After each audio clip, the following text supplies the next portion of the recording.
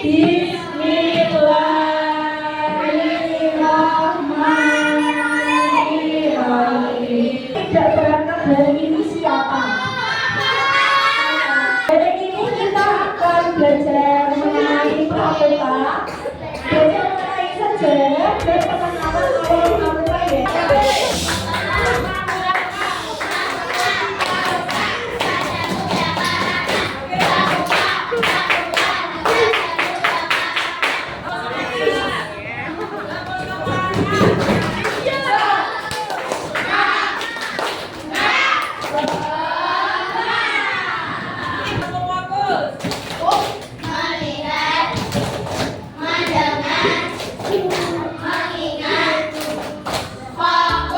Hari ini kita akan belajar mengenai pramuka.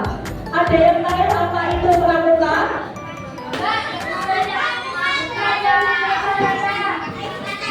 Ya, pramuka adalah singkatan dari prajawaga katana, yang artinya rakyat muda yang suka berkarya. Oke. Yang pertama dari pramuka yaitu tentang nilai-nilai pramuka. Jadi dalam pramuka punya nilai ya, banyak di semuanya saya buat. Nilai pramuka, ada apa di nilai pramuka? Nah, seorang pramuka diajarkan untuk memiliki sifat-sifat. Sifat itu apa? Siapa yang tahu sifat? Ya karakter ya, misalkan yang pendiam, kalau suka gaul gitu. Jadi sifat dalam pramuka adalah berani. Berani itu gimana? Tidak nyanyi ya. Kalau disuruh untuk maju ke depan, berani, saya berani bu. Satu-satu karena dapat kerjaan sama kakak-kakaknya gitu atau pembinanya. Yang kedua, seorang pramuka itu harus apa? Jujur. Yang nggak jujur nanti hancur, ngapusi. Jadi namanya jujur itu apa? Apanya enggak? Apanya jujur? Wah, bohong ya. Jadi seorang pramuka itu nggak boleh bohong, tetapi harus jujur. Sifat berikutnya seorang pramuka itu adalah disiplin. Berikutnya adalah suka menolong. Jangan apa? Jangan pelit. Berikutnya adalah bekerja sama. Yang juga berikutnya adalah tanggung jawab. Nah, nilai-nilai tersebut dapat dalam dasar dharma pramuka, yaitu 10 janji yang harus dipegang oleh seorang pramuka. Widharma, itu juga ya. Widharma adalah 2 janji moral yang berlaku untuk anggota pramuka sih. Ya, jadi ada dua. Apa itu bunyinya? Yang pertama adalah siap dan berbakti kepada ayah dan ibu. Ya, kalian punya ayah punya ibu harus berbakti. Yang kedua, dasar yang kedua adalah siap dan berani dan tidak putus asa. Jangan cengengan, jangan manisan, harus tetap pramuka. Sekarang pertanyaannya ibu ya. Nanti siapa menjadi pramuka?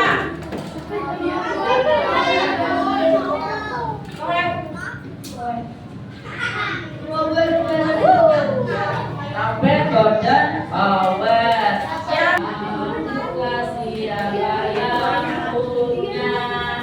Pramuka siapa yang punya? Pramuka siapa yang punya? Yang punya siapa? Yang punya kita semua. Kehidupan sehari-hari. Jadi dalam sehari kita lepas dari tali menali.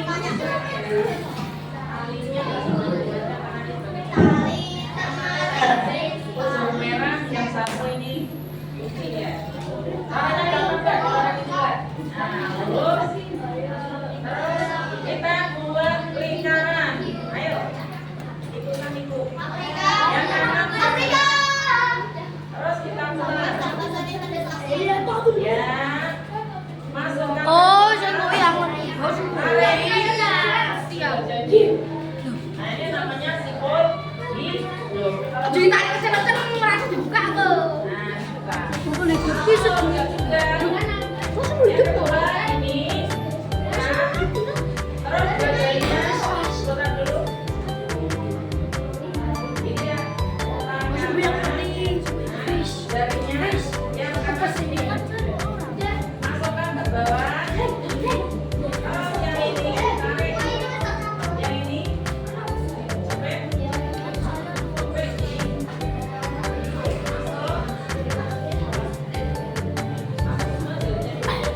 Fish.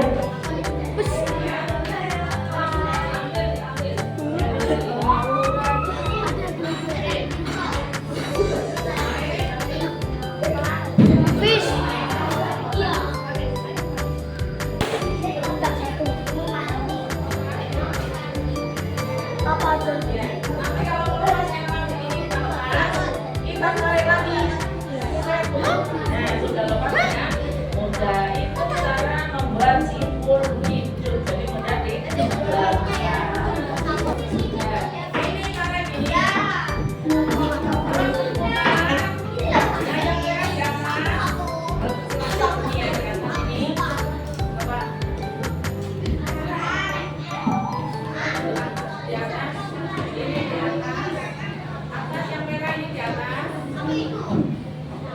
Terus masukkan ke bawah. Tarik aja. Nah, sudah selesai kan? Ya, ini ini putar lagi. Pakai tadi putar.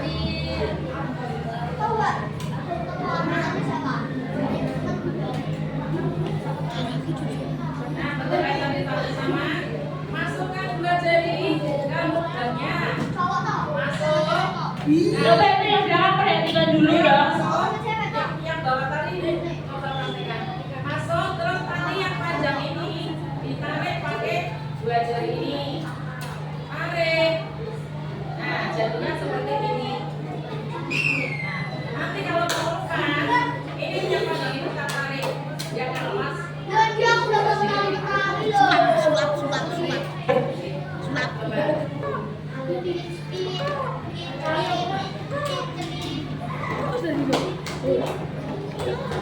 Di Jadi kakak gini, masukkan aja gitu. Nah, gitu tarik gitu. Kalau pakai tongkat buat pioner biasanya tinggal ini, talinya dibagi dua seperti ini. Habis itu tali yang ini dimasukin ke dalam, Potong aja ada kawan. dimasukin ke dalam ini. Aku aja mau tarik, Pak. Nah, ini Paham? hari ini kita akan belajar tentang sandi-sandi dalam pramuka. Ya. Ini sandi morse. Oke, tahu sandi morse itu apa? Nah, sandi morse itu biasanya apa? Untuk menyampaikan isyarat atau pesan. Oke, jadi sandi morse itu penemunya yaitu Samuel F. dan D. Morse. Kenapa bisa dinamakan sandi morse? Karena ini penemunya ini kan sandi morse. Penemunya itu namanya disertai dengan morse. Jadi dinamakan sandi morse. Oke, untuk alat sandi morse itu alat untuk menyampaikan isyarat. Jadi biasanya itu disampaikan alatnya itu berupa peluit, kalau enggak bendera. Udah, ya ini bisa peluitnya seperti ini. Dan bisa kalau panjang itu berarti dipanjangin. Kalau pendek, kalau titik itu peluitnya pendek, bisa dibunyikan tuh untuk peluit pendek. Oke, jadi kasih contoh ini ya. Nah, kalau pendek itu titik. Kalau panjang, peluitnya panjang. Nah, itu straight, paham? Kakak minta satu anak untuk maju ke depan untuk menuliskan siapa yang mau. Enggak tak tunjuk siapa yang mau.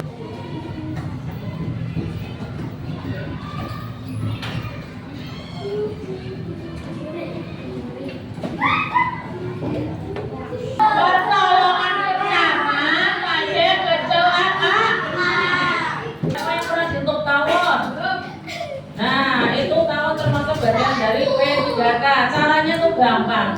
Kalau kalian butuh calon, ambil bunga melati atau sembarang bunga, diambil dipetik, terus dikisar-kisar di tempatnya untuk tawon. Itu salah satu bagian dari pengobatan untuk tawon.